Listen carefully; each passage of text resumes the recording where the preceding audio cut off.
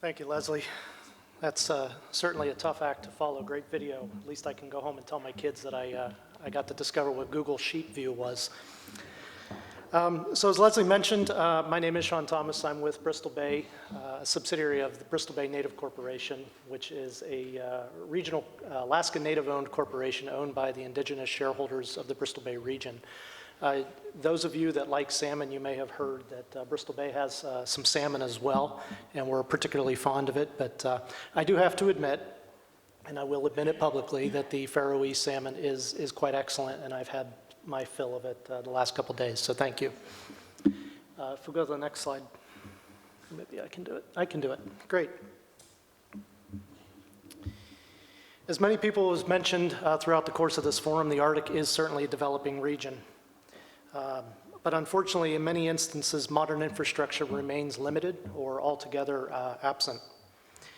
Many communities and businesses within the Arctic regions are still heavily reliant upon fossil fuels, refined petroleum products, from everything from aviation, flying jets and helicopters, to bunker fuels for marine vessels, to running your snow machine, your automobile, or even heating your home. The supply chain to get those fuels from the refinery locations around the world to these remote locations in the Arctic is often long, complex, and quite often quite expensive. However, it is fortunate to say that in recent years, the increasing access within Arctic regions, as well as the development opportunities in those regions, combined with new innovations, are creating opportunities to bring fuels to communities and businesses in the Arctic at lower costs, lower risk to the environment, and much greater cost efficiencies.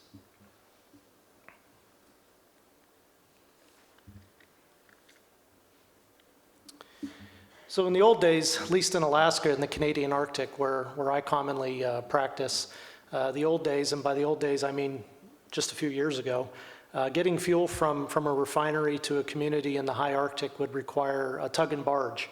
And that barge would go and lift fuel from a refinery located near the Arctic, perhaps in Anchorage, perhaps in Seattle, perhaps in Vancouver. And they would have to go back and forth many times throughout the course of the summer season. This was not cost efficient, created a lot of pollution. And anytime you're transferring fuel from one bucket to another bucket, if you will, there's a risk of release. And in the fuel business, we put layers of protection in place to prevent that at all costs. But as I said, with increasing access, there's a new way of doing things where you can utilize much more efficient modes of transportation. What you see here are product tankers, anywhere from 12,000 to 50,000 deadweight tons.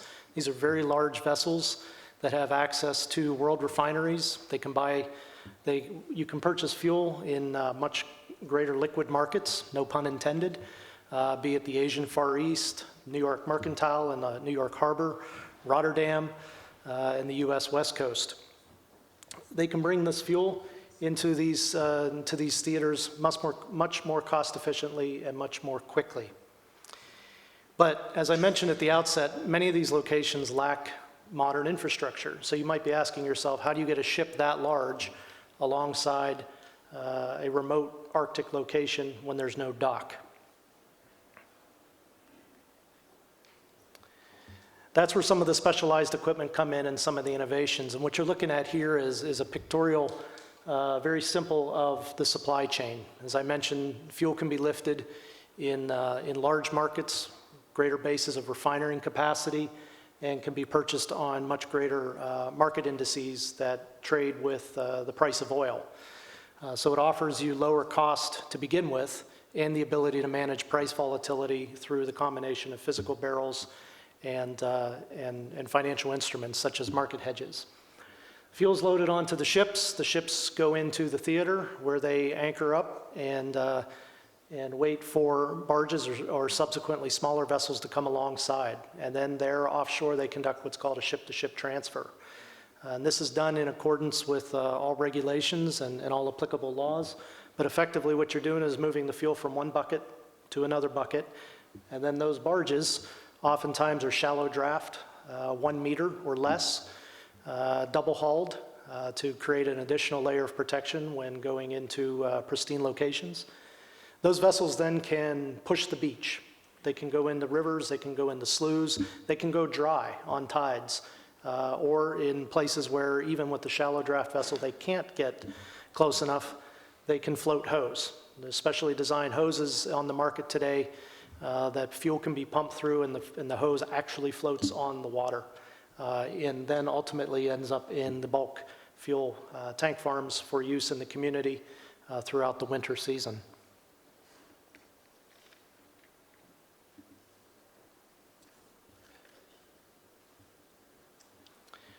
So obviously the benefits here and the opportunities are quite significant, especially as the focus on the Arctic region continues to grow, new opportunities to create business grow, and the communities that are located within the Arctic geography grow. It is possible for fuel to be lifted in the Asian Far East at very cost-effective prices to be landed 3 weeks later at a remote Canadian Arctic mining project. And that would benefit from the economy of scale of a ship. One voyage coming into the theater to be lightered off into shoreside bulk storage, and sophisticated businesses have the ability to manage their costs. And very often, if you're an airline, if you're a mining interest, fuel is a very, very large operating expense for your business. So this creates the capability to get that fuel, manage that cost much lower, and also to set forth some financial instruments to manage the volatility throughout the period of time. So ultimately, in conclusion, what this does create is greater economy of scale. It reduces time required to take fuel from point A to point B, and ultimately it reduces the risk to the environment for the operation itself. There's one transportation rather than multiple. There's one transfer of fuel rather than multiple. And ultimately it creates new opportunities for communities and businesses to continue to grow. And I wanted to make sure I got done on time so that questions could be asked. So I thank you for your attention, and I hope everybody has a good rest of their conference. Thanks. Sean, as I understand it, Bristol Bay is a subsidiary of the Alaska Corporation, which, does it return profit to the indigenous community? It does. So would this be possible if you didn't basically have that kind of almost social support for this business, or would it stand on its own legs? This particular business or the business as a whole? What you've shown us. This would certainly stand on its own. I'm actually relatively new to the Bristol Bay Native Corporation, but this is a burgeoning type of business on the Pacific Rim, supplying fuel into remote locations. I personally have been involved in it throughout Alaska and Canada, as well as for the U.S. military and other military enterprises along the Pacific Rim. But the nice thing about the Bristol Bay Native Corporation, as I mentioned, it's one of the regional Alaska Native corporations, and its intended mission is to return economic, social, and cultural benefits to its indigenous shareholders. So it's a very large corporation, a couple billion with a B dollars a year in revenue, thousands of employees and operations worldwide, but ultimately all of those returns on the business are reinvested into the business and then reinvested into dividends to the indigenous shareholders. Okay, thank you very much, Sean. Certainly, thank you. Yes, please, thanks, Sean.